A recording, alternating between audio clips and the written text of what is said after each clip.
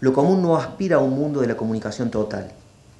Diríamos que más bien, paradójicamente, se juega en la defensa de una plurilingua, en la generación de muchas lenguas menores, en la capacidad de resistir la imposición de una lengua única o binaria, que busca prosperar mediante la reducción de los significados sociales a una mínima expresión de pensamiento e imaginación.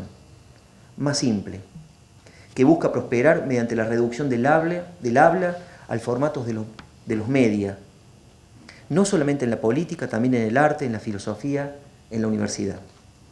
Evitar la imposición de una lengua única es preservar el lugar de lenguajes extraños, no comunicativos ni argumentativos en la conversación latinoamericana de los seres humanos respecto de sí mismos. La indisciplina de las lenguas aloja asimismo la pregunta por el lugar de la poesía en esa conversación. En épocas de particular intensidad política, pareciera que los escritores pierden un cierto protagonismo, el protagonismo que tuvieron, por ejemplo, en los años 90, y en cambio ese protagonismo es adoptado por los llamados intelectuales. Pero más allá de una batalla cultural por construir hegemonía y un combate por el sentido, es posible y a mi entender es necesario relevar la existencia y a la vez afirmar la necesidad de una poética de la lengua pública o de la lengua común, si debiera ser coherente conmigo mismo. Silencios, disrupciones, irrupciones, intrusiones gráficas que resisten la pronunciación y conmueven así la naturalización del sometimiento de género que produce la lengua, sentidos que son revelados por fuera del argumento y del concepto, gestualidades colectivas irreductibles a un desciframiento inmediato. Algo que no se reduce a una función puramente comunicativa, ni a una pragmática, y ni siquiera a una semántica. Creo que allí debemos inscribir los sedimentos de experiencia común que expresan frases como que se vayan todos, aparición con vida, nunca más o no matar.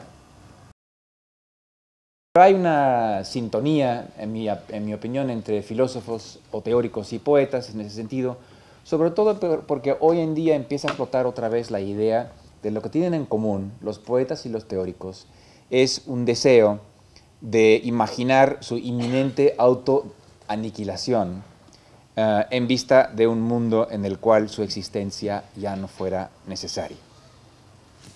Ahora, para contestar a esa pregunta, ¿para qué sirve la teoría?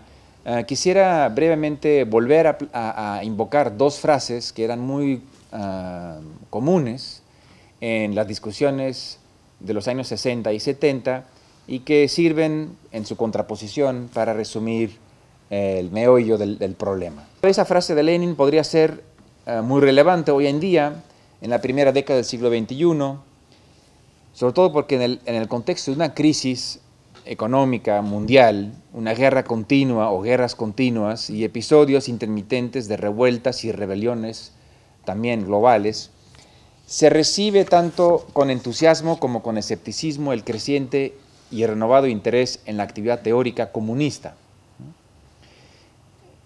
Los congresos o las reuniones internacionales acerca de la idea del comunismo, pero también en otros contextos vuelve el espectro del comunismo también en la teoría. Esa vuelta invita el entusiasmo a causa de la creación de nuevos conceptos, como por ejemplo la horizontalidad, y la revitalización de viejos conceptos como el poder dual, la comuna o lo común, ¿no?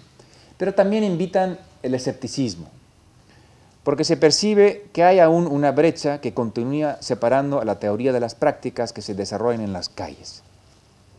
Entonces suele volver la acusación de que el filósofo está en su torre de marfil, separada, ¿no?, de las calles, insistiendo en la idea platónica o kantiana del comunismo.